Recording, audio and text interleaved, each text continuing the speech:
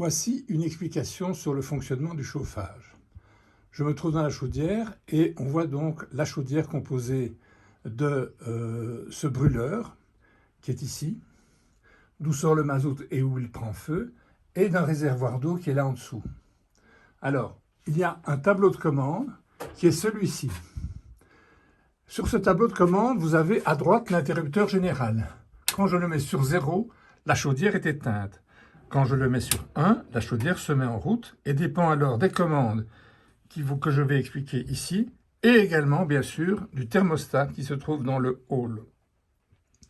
Le bouton suivant permet de passer à un régime d'été et à un régime d'hiver. C'est assez clairement expliqué puisque, vous voyez, il y a un soleil et un cristal de neige. Quand vous êtes sur le cristal de neige, c'est-à-dire en hiver, l'eau chaude qui est chauffée concerne aussi bien le chauffage que l'eau chaude sanitaire. Quand je le mets en été, seule l'eau chaude des sanitaires, c'est-à-dire des lavabos et des douches, est chauffée. La température de l'eau chaude se règle par le bouton suivant. Il faut toujours la mettre entre 40 et 50, et si possible ne pas dépasser 45. Pourquoi? Parce que si c'est plus élevé, en réalité, il y a un risque de brûlure dans les douches. Ne jamais mettre en dessous de 40 parce que sinon vous avez un risque de contamination de l'eau. Quand vous arrivez en hiver et que la maison est froide, comme l'eau chaude sanitaire est chauffée avant le chauffage, avant l'eau chaude du chauffage, il faut mettre la température sur 0. De sorte que l'eau chaude chauffée va d'abord passer dans le chauffage et après 2 heures, vous revenez ici, vous remettez la température sur 40 ou 50, vous éteignez et vous rallumez, et à ce moment-là, l'eau chaude va chauffer pour les sanitaires. La température de l'eau chaude de chauffage dépend de cette petite molette-ci, que l'on peut porter par grand froid jusqu'à 80. En général, il ne faut pas dépasser 70, et quand l'hiver est très doux, on peut même la laisser sur 60. Alors, l'eau chaude passe par une pompe, un circulateur, qui est cet élément-ci qui se trouve sur le côté de la chaudière. Je vous montre la chaudière dans son ensemble.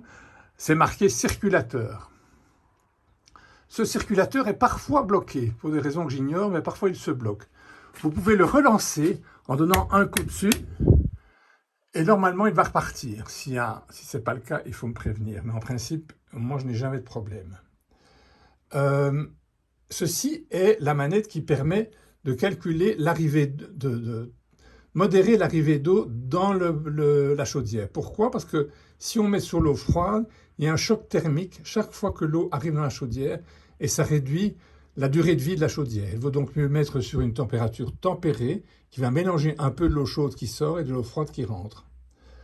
Voilà. Par ailleurs, il y a ici un compteur qui mesure la pression de l'eau dans la conduite de chauffage centrale. Cette aiguille noire doit toujours être au-dessus de l'aiguille rouge, même si le chauffage est froid. Quand le chauffage va monter en température, cette aiguille va avoir tendance à dépasser plus largement l'aiguille rouge, puisque le volume de l'eau augmente en fonction de la chaleur.